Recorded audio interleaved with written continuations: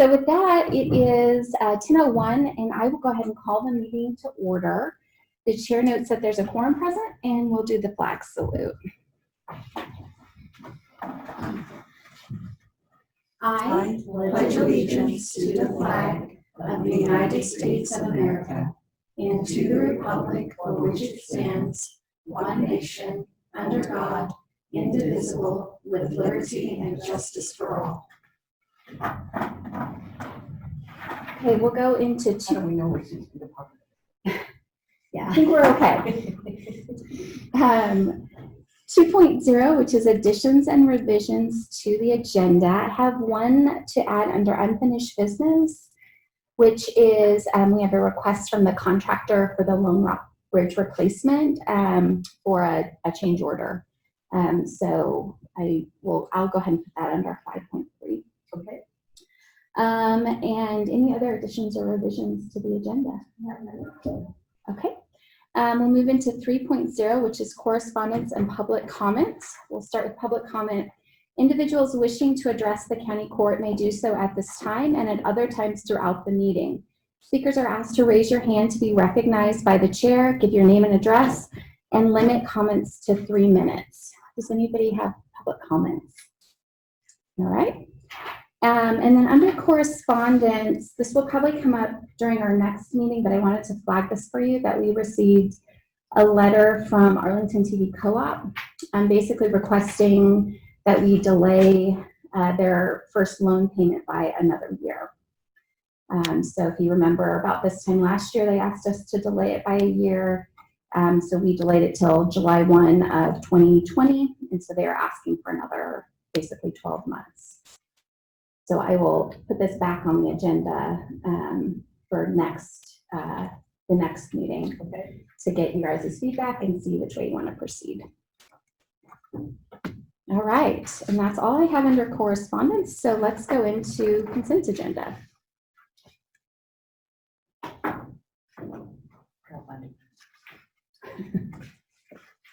Sorry, I haven't been here for a while. I know. I haven't been here in my little tiny desk at home. We're out of practice. I move we approve the consent agenda. I second.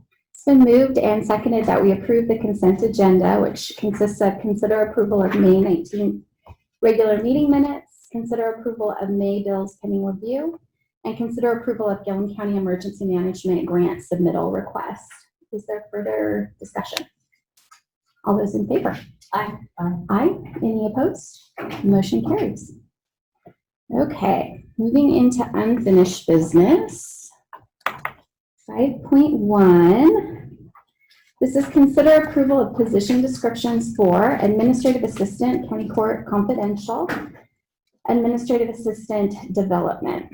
So this is coming on the conversations that we've had for the last 2 meetings now about creating a staffing structure that could support being a direct partner to our community partners on economic development. And so we had talked previously about really just needing to look, next step was to look at the current position descriptions and make sure that they would be adequate to meet needs to help support staffing. So the 3 that I took a look at were the chief of staff position description, administrative assistant county court. I'll just note for those who are, because I've got questions about this confidential on administrative assistant county court, but that is actually a legal term that means she's a confidential employee, meaning that she sits on management side during labor negotiations. So if people are wondering what that confidential means, that's what that means. It's a legal determination that says that she's admin but is sitting on management side of the table. Anyway, so I went ahead and took a look at those 3 position descriptions. The chief of staff position description, after looking at it, is really pretty broad. It's written so that basically anything that the county court takes on and determines as a county priority, the chief of staff can support that. So it's not, if it was more narrowly focused, we might need to broaden it, but I felt like it was sufficient. And in fact, when we originally approved the chief of staff description, you'll probably remember we also approved a profile that went with it. That was part of the recruitment process, and that recruitment or that document also specifically included economic development as a potential a place of expertise. So I'm not recommending any changes to that because I think that's sufficient. Similarly, the administrative assistant county court position was really written to support whatever it is that we have coming before the county court.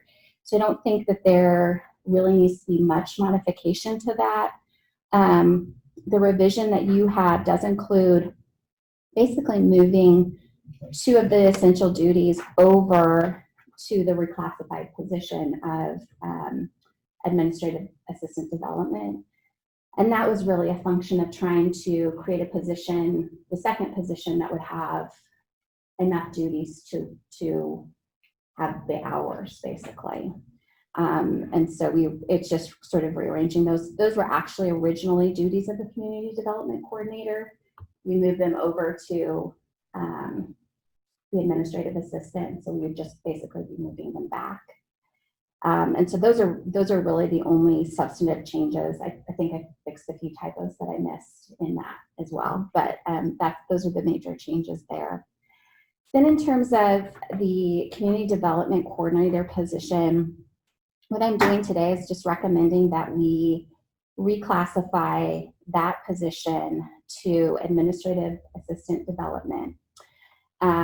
And so this would be a limited part-time position. Right now it's slated for 18 hours. I was trying to get as many hours as I could,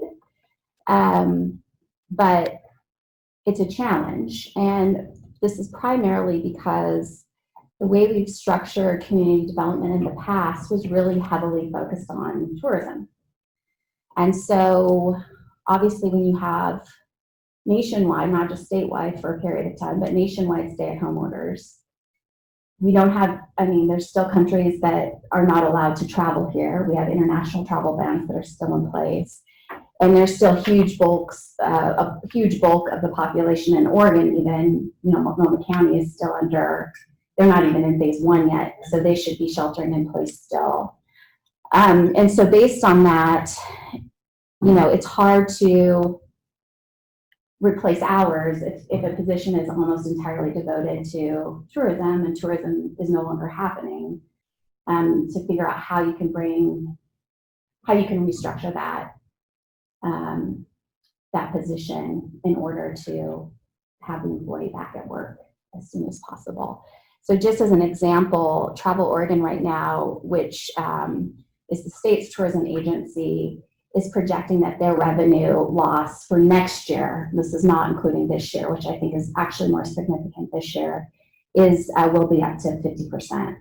And so they've already furloughed or laid off a third of their workforce at the state in anticipation that they will have significant cuts. And the reason this is significant is that Eastern Oregon Visitors Association and John Day River Territory, which is kind of the place and space that we engage, a lot of their funding comes directly from Travel Oregon. And so the assumption that I'm making in this job description is that those funds, if Travel Oregon's only cutting their staff by a third, they're going to have to cut their programs in order to make up for that revenue difference.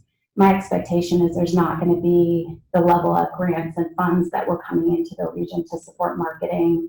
They're probably not going to have as many what they call FAM tours, which are basically when they're bringing in tour operators or reporters in to kind of see what Eastern Oregon looks like and write about it and encourage people to come. So a lot of the activities that we would normally be supporting through this position are just not going to have state resources coming in. And so my anticipation is that it will take some time for the tourism economy to recover, that it's not going to be, even when folks reopen, I think people are still going to be a little bit leery about their travel plans for a period of time. So that's really sort of the impetus. And so what I'm really trying to do, the goal here is to really structure the position to meet current needs so that the incumbent employee can get back to work.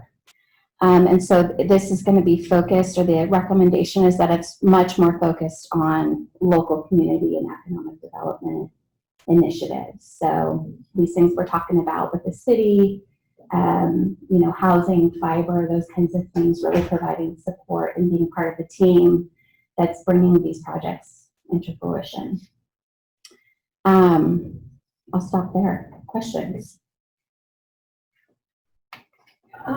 Yeah, there was a couple questions I jotted down last night. How long have we had someone in a position like this, and has it always been full time? So community development's been around for quite some time. I don't know exactly under which judge. I am assuming probably under Judge Shaw was where it started. I'd have to go back and check. Jessica Bates, I think, was probably one of the first people to have it. And I don't know exactly how it was structured when Jessica had it. When Michelle Colby had it, she was part-time community development and part-time IT. So she was doing basically Kelly's part-time IT used to be on Michelle. So yeah, she took that. I think when Michelle went to planning and Rachel came into the position, the IT went to Kelly. And so originally, I think when Teresa she was looking through commissioner journals for something else, but had noted that originally when the incumbent was hired in, that it was part-time community development and part-time support for admin support for county court. So originally Rachel took the minutes, did some of that support when Leanne was the court administrator. And then there was a shuffle somehow, I think probably before even you were on the court, it might have been when Commissioner Bonquist was still here, where those minutes I think then were hired out. And I don't know that the court ever did an adjustment or added. I don't know what happened in the interim, if they looked at adding additional tasks or not. I haven't seen that in the record. And so, I mean, I think historically, it's safe to say that previous iterations of this included some other part-time work with other functions within the county. So IT or admin support for the court.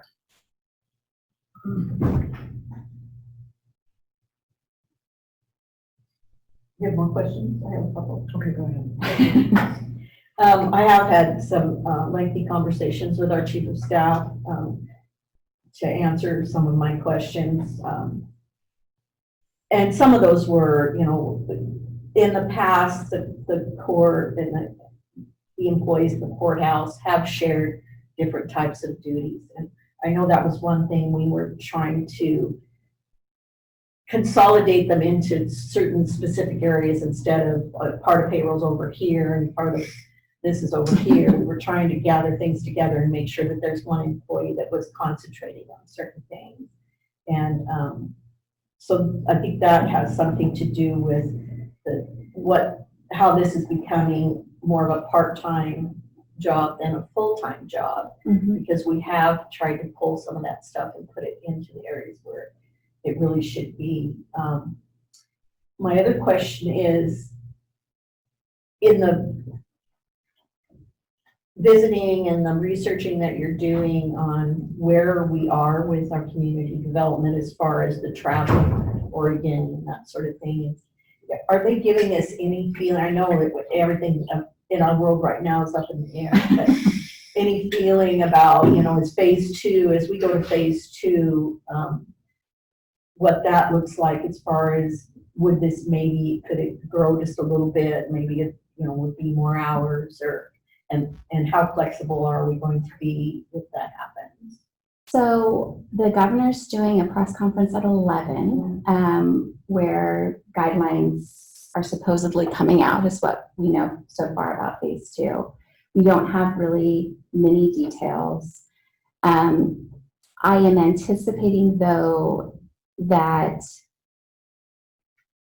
the recommendation is still going to be that people stay somewhat close to home until there's a vaccine, because at least what we have gotten from the governor's office so far is that she is not anticipating a phase three, which is really a return to the big events in the region until there's a vaccine or effective treatment. And so that's really going to be up to scientists to develop those things. Right. And since so much of what we're doing in terms of tourism is a lot of it is baked in around some of those events. So, you know, we've got Pendleton Roundup and things like that that are really sort of marquee events that people know us for. I think people are going to be a little bit hesitant to make travel plans. And the other thing I think that's still a big unknown, at least at this point, is that there continues to be sort of this feeling out there that we may see a second wave, and that may come once people are back in school. And so that's the other thing that's sort of, I think, really uncertain, is because we've always been told from the governor that we continue to proceed through these steps only so long as the virus sort of maintains where it's at. But if we have big outbreaks when kids are back in school and things like that, we could easily see, I could easily see a situation where we would be sliding back into some of those more restrictive phases that we've sort of been coming out of.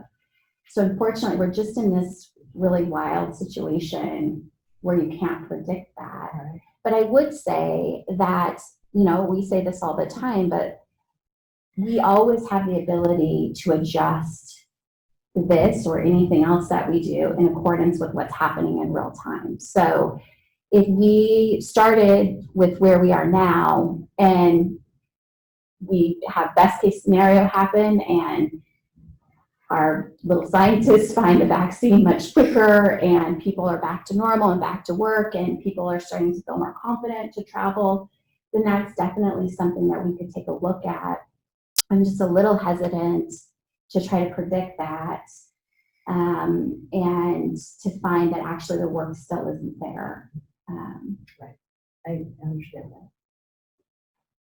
that. Kaylin? And just in the meantime, I'd like to add that Gilliam County has a voice at Travel Oregon, at the Eastern Oregon Visitors Association, and the John Day River Territory through the Chamber. So we're still out there advocating, making sure that Gilliam County and this whole region is still being promoted. Thank you. I have also had pretty extensive conversations with our chief of staff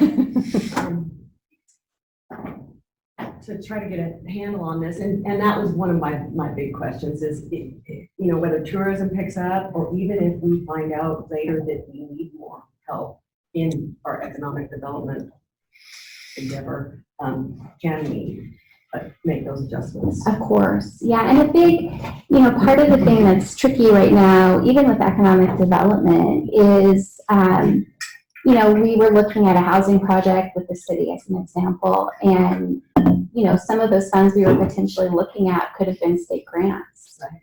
And right now, I mean, I saw an email that went out this morning from one of our legislators that's saying, you know, their state's looking at a $3 billion, almost $3 billion hole in their budget. So until that legislature really meets and digs into how they're going to be adjusting that, and it's significant, I mean, that's just for the end of the biennium. I think they were projecting like more like a $10 billion hole over the next 4 years after that. So if you even look at what economists that are looking sort of more long-term, they're not anticipating the economy is going to pick back up. And so I say that only because when you're looking at working with businesses, my hunch is that there's going to be some businesses who are really hesitant about making investments in this era where it's so uncertain about what's going to happen next.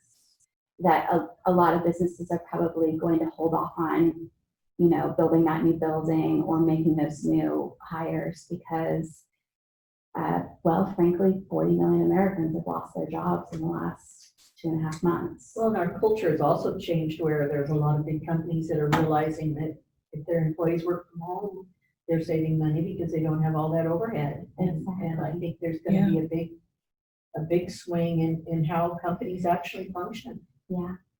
But to your point, Leslie, I do think that, you know, if we got, and part of this too, because really this is the impetus for all of this was that we had a partner, the city of Condon, reach out to us and say, hey, we'd like to work with you directly. And so, and we have other partners in the community, in the port, the city of Arlington. And so some of our workload is going to be dictated on what they tell us is a priority and how much they have to offer to that, you know. So if they've got staff and they just need us to help do research, that's one thing. If they need us to really lead the project, then that requires a different level of staffing, obviously. And so I would definitely want with these positions, I would go into it with the understanding that to do this effectively, we're going to need to be flexible. And so that may require coming back and looking at this a second time if we find that it's not sufficient for what our partners are asking of us, and just what we're finding in terms of how the economy responds and recovers. Do we see any advantage to possibly meeting with the port prior to making these decisions? So I don't think it's an either or situation with the port. I think that's important. Dewey's on the port board, so I think it's important to put that on the record that looking at this was never about taking economic development away from other partners. The idea, I think, was that we needed to be at the table in a way that maybe we haven't been in the past, where previously maybe we just funded projects that really weren't providing the staff support and things we needed to partners to help them sort of navigate. And so what I would suggest is that I don't think that this would necessarily change the work or the priorities that the port is working on. I think what it allows us to do is be a better partner at the table for whoever would like to partner with us. That would be my take on it. And I think that's a misconception, is that we're trying to take something away, which is not what we're doing. We're trying to be a better partner to these other entities, and so that we can all work together and be more active in what's happening with economic development. We are the financial source. So, you know, having a seat at the very beginning to me seems like the most. Yeah, it does to me too. I'm just still receiving some feedback that slow down, you know, that we need to slow down, and I just don't know. I mean, still get that feedback. Well, I don't think it's a big, huge shift as far as, you know, we're not going to run right out and start doing economic development because it's not there. People aren't ready to come and build here. I mean, obviously, we need housing, and, you know, we need other things to long before that ever happens. So, Other questions?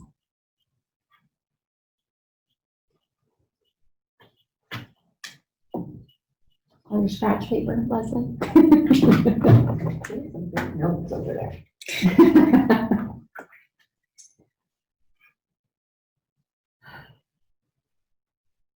Yeah, I think after talking to Lisa several times, I think most of my questions were answered. Do you have any shares? I do know. So if we wanted to move forward, basically what I'd be looking is for a motion to approve the position description for admin assistant county court. And then for the community development coordinator position, that's actually a reclassification so that we're clear on the record. It's not the creation of a new position. The idea would be that the current incumbent would be the candidate, you know, would be the incumbent for this as well. So that's termed a reclassification. It's not a new position. So I wanted to make sure that that's clear. So the motion would need to be basically reclassifying the one position to the other and approving the description. Well, I move to approve position description for administrative assistant county court as presented. I will second. So it's been moved and seconded that we approve the position description for administrative assistant county court as presented. Further discussion? All those in favor? Aye. Aye. Any opposed? The motion carries. Okay, and I move to reclassify the position of Community Development Coordinator to Administrative Assistant Development and to approve the position description for the same as presented. I will second that. It's been moved and seconded that we reclassify the position of Community Development Coordinator to Administrative Assistant Development and to approve the position description for the same as presented. Further discussion? All those in favor? Aye. Aye. Aye. Any opposed? Motion carries. Okay, we'll move into 5.2, which is discuss Willow Creek IGA resolution next steps. So I'll just do a quick recap to bring you guys, because it's been a couple of months, and the public up to speed. Basically, at mid-December of last year, I sent an email to the Port of Arlington board, basically outlining a potential resolution sort of framework for resolving the dispute that we have over the Willow Creek IGAs. And so to recap, basically the proposal was that we look at restructuring that original agreement and agreeing for the port basically to pay back a percentage of the $750,000 payment that was in the IGA, and then the other portion to go towards a mutually agreed upon economic development project. That would be considered the county's contribution in essence, and that would be something that the port board would run. That would be one of their projects, but that both governing bodies would basically agree to which project we chose. And so I sent that to them in December. I'd also met with I'd met with Ron Wilson prior to that, and he had asked me to put that in writing so the board had something to look at. And then it was kind of crazy, I think in January, I can't remember now if there was a weather situation or something happened, but they were not able to meet in January. And so they met in February instead. And I went to that meeting, and I think they had discussed it probably in executive session and said they would get back to us. So on March 14th, we did get a response from them, a letter from the Port Commission President, Ron Wilson, thanking me for attending and for the email, and then also requesting that we schedule a joint meeting between the two governing bodies to discuss the matter further. And so basically what I'm just looking for you guys today is, are you interested in scheduling that joint meeting? Is there anything, and if so, is there anything that I need to have in place or that you would like to see sort of precipitating that meeting? Yeah, I think we really do need to sit down and resolve our issues for sure. I still would like to hear from council so that I have a better understanding of the initial IGA and what that really meant, because in the port letter it says that the important to keep these things in mind, the most important being that many of the obligations in the IGA were dependent upon the occurrence of particular events which did not happen. And, I understand that in that small context, but I'd like to really understand, what the agreement, what that held anyone to, and, how that all. So are you thinking then that we would want council to participate in that meeting? I would like to have hearing? council participate. I think that would be really helpful for us all to get a good grasp of. Because I'm assuming the port would probably have Ruben there as well. Yeah. Yeah. I agree with Sherry. Okay. Yeah, I have I have no objections to that either. Is there anything else? I mean, would you like us to put together a proposed agenda to send to them? I mean, obviously, I would be sending them a letter saying, yes, we're game for that, and here are some possible dates. I'm also happy to sort of draft an agenda to kind of lay out, here's kind of what we're thinking we would discuss, and maybe allow the court to give feedback on whether they think those topics hit what they'd like to discuss. If that sounds. Well, we'll have to see, go by council's exactly, schedule. which may be trickier. Yeah. to figure out a date that will work for Ruben and our council, but. So, yeah. Okay, so what I will do is I will reach out to our council and get some good dates, and then I'll have Teresa follow up with the two of you to make sure those dates work. And we'll get several options that we can send over, and then we'll go ahead and make communication with Peter and the port and suggest some dates and see if we can get it scheduled. All right. Let's move into item 5.3, which is Lone Rock Bridge Replacement change order. And we have Dewey here. So you'll see in your thing, there's a letter from Elroy Waldron to Dewey, just talking about, basically this is and Dewey cut me off and tell them that, tell them the right information if I screw this up. But basically, they found a way that they could shave off some additional funds off of the project cost with a slight change in the materials that they're using. And I don't know if you want to describe that further, Dewey. It is the bridge will be, the standards will be exactly the same. Rather than being a concrete structure, it will be a steel structure. Aesthetically, it looks much better, I think, especially for the surrounding area and everything. Mm-hmm. Plus, it cuts a month and a half of build time, a month and a half of maintenance for us on the detour road, which we are responsible for the detour road. Our backfill material, road building materials, everything that we supply there are exactly the same.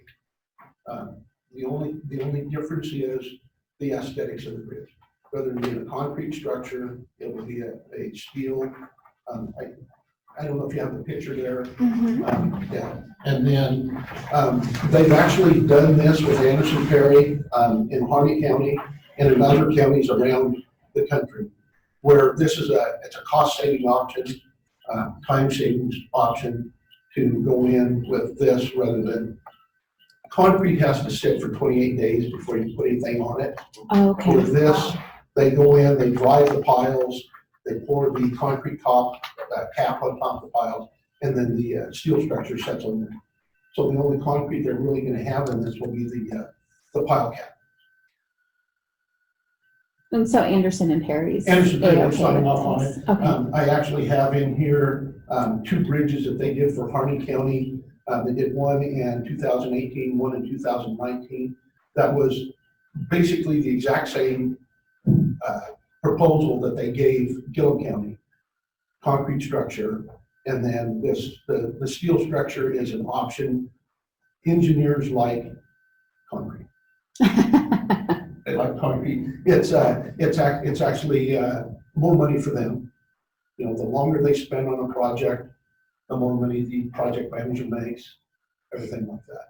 Got it. So is that why their initial bid was for concrete? And that's one thing that I spoke with our engineer about is why isn't this an option that's laid out on the table prior to this? Well, they like concrete. But he can't fault it.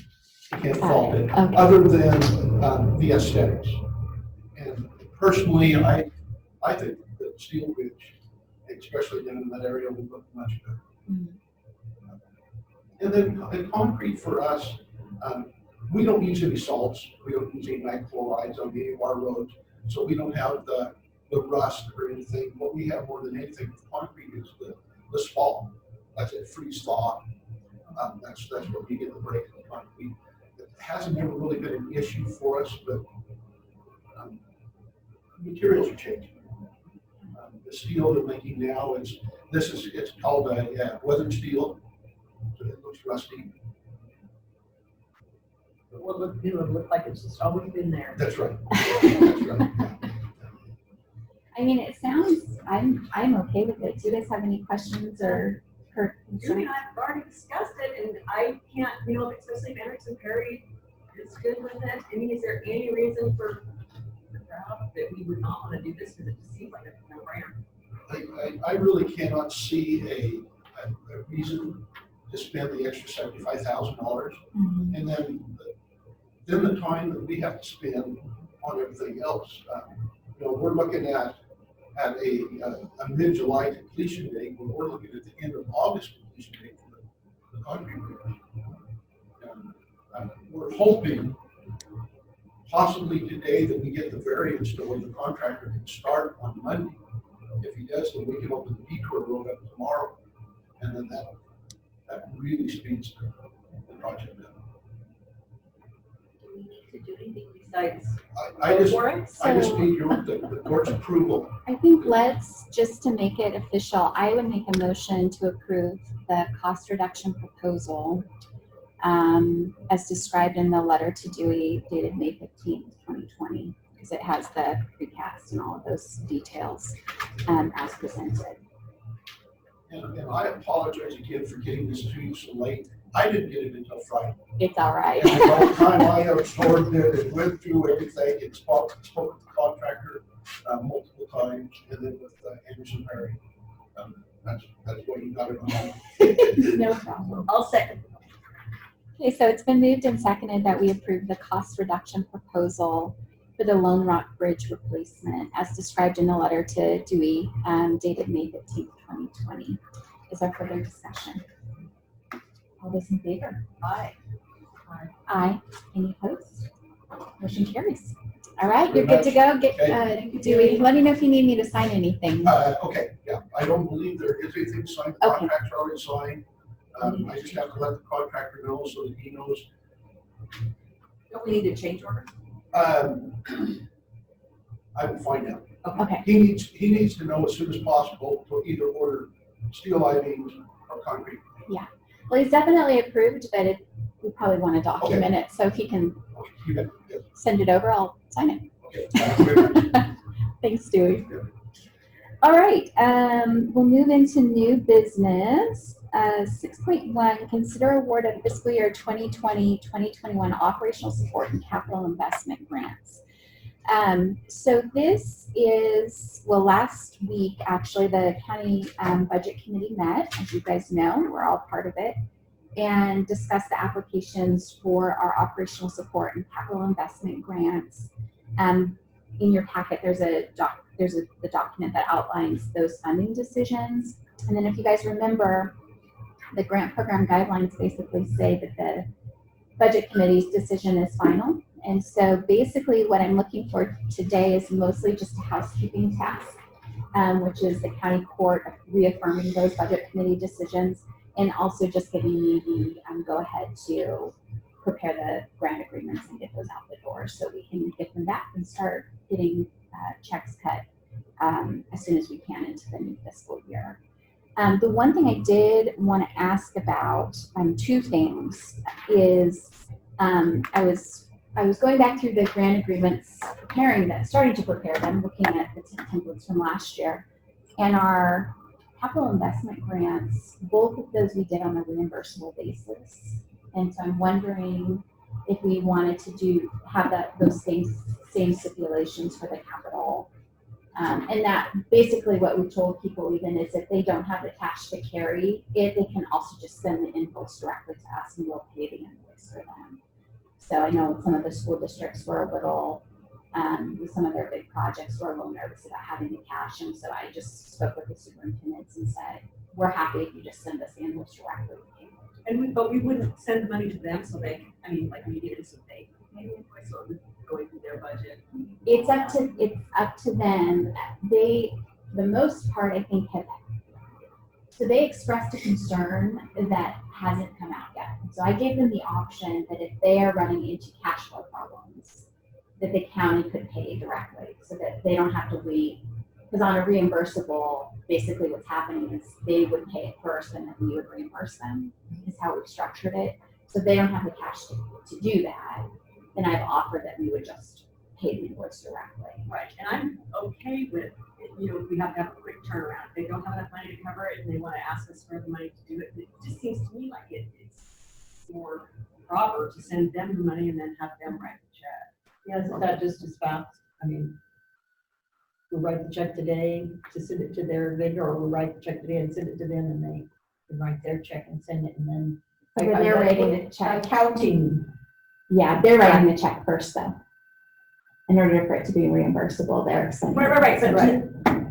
I understand that, but I mean, just in the issue of a cash flow problem, when they don't have the money to cover the check, could we just not like see the invoice and be like, okay, we will send you We can do that. Yeah. $20,000 and then you can go ahead and you write the check. We don't want to. Yeah, I mean, we can structure it however it works for them and for us.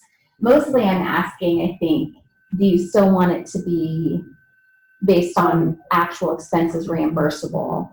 Because especially when, I think what we ran into is last year, the reason we did it, it was both school districts had come in with pretty big asks that they hadn't had contractors actually give them bids. And so I think we had treated it as sort of an up to award, and then as they actually saw what the actual cost was going to be, that way we didn't give out more than they actually needed. I agree with that. I like that. Okay. Yeah.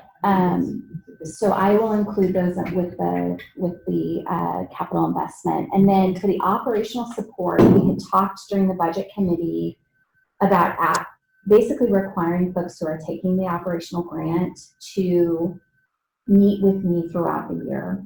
Because kind of what happened for some of them is they wanted to meet about their sustainability plans like a week, 2 weeks before they were due. And I think it might be beneficial for folks to be meeting with us and talking about not just their plan, but actually how it's going and implementing it. And so having somebody check in with them is just sort of a reminder of, hey, we still have this expectation that we're moving towards sustainability, and are your boards having these sort of discussions and decisions they really need to have to not just have a plan, but begin implementing it.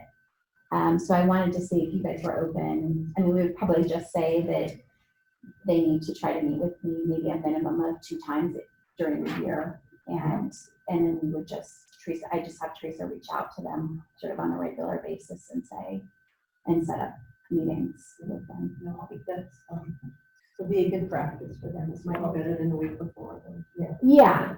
So I would kind of probably do a mid-year check and then closer to when the application is due to see how they're doing. And I think it's also beneficial too, because what that allows me to do and for them is they then have an opportunity to educate me on some of their challenges more directly than you sometimes pick up during the paper application. And that gives me a better understanding of how their funding streams work and challenges they may have, but else we can do to help. Exactly. So I will include those in the grant agreements as well, if you guys are okay with that. Okay. I move to award the fiscal year 2020-2021 operational support and spring cycle capital investment grants as approved by the budget committee, and to authorize the county judge to prepare and execute grant agreements reflecting the terms and conditions discussed. And I second. It's been moved and seconded that we award the fiscal year 2020-2021 operational support and spring cycle capital investment grants as approved by the budget committee, and to authorize the county judge to prepare and execute grant agreements reflecting the terms and conditions discussed. Is there further discussion? All those in favor? Aye. Aye. Any opposed? Okay, motion carries. All right, move into announcements and next meeting. What's going on? Anything for the good of the order that you guys have going on? The North Budget Committee met and the budget was approved, so that's moving forward. Awesome. Having our hearings and whatever else is necessary. Public health is doing the same. Coming together. From my end, as a reminder, we will be on our budget process, wrapping up the budget on the 10th, I believe. I need to check the Times Journal that the notes got in the paper. If it did not, I will let you guys know. But assuming everything went smoothly, we'll meet at 10 here to have the budget hearing and then pass it if we're ready to do so. And then next Thursday, Frontier Telenet will have its budget committee meeting. And we will be doing that over Zoom, I believe. And then our next regular meeting is Sorry. scheduled, I think it's at 10? I think it's at 10. Let me double check really quick. It is at 10. Okay.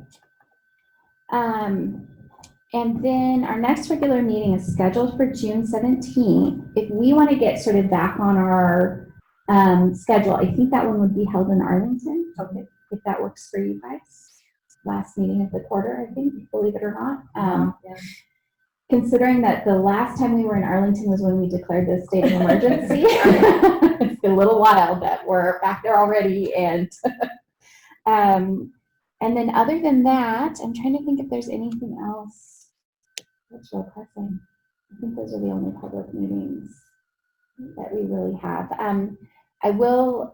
You guys were on the email that I forwarded to the governor, but for folks who are in the audience, that we have put in our request for phase 2 reopening. I requested it for this weekend, which was the soonest that the request could be made.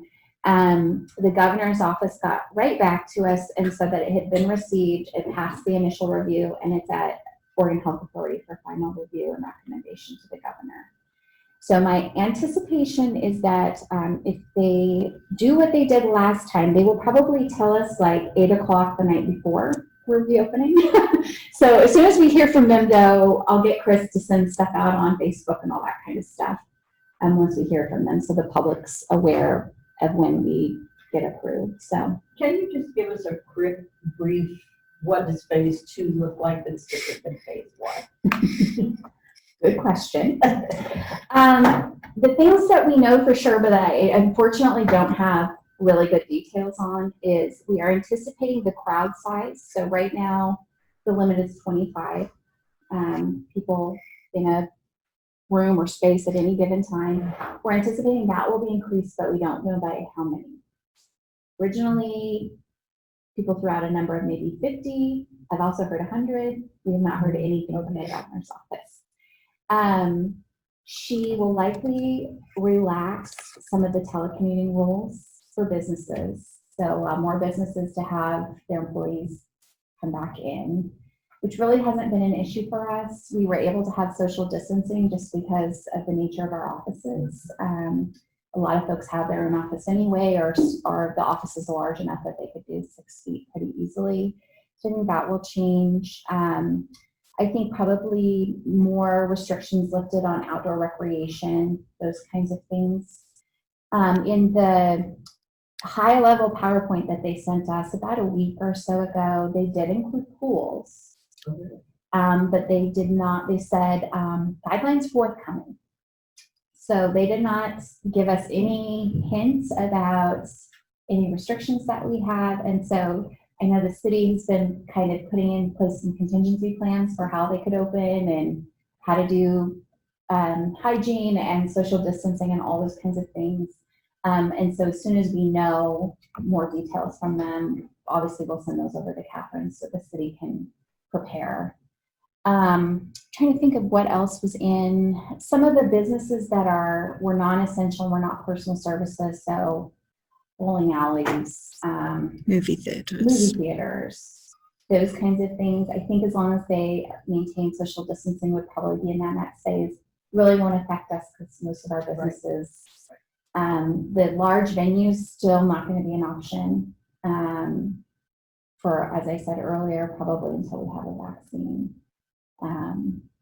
Trying to think of what else was on that list. So also extending bars and restaurants to be able to stay open until midnight. So at the moment it's a 10 o'clock curfew.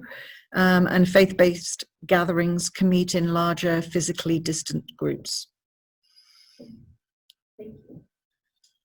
Yeah, again, hopefully at 11, there'll be some guidelines on what they're actually looking at.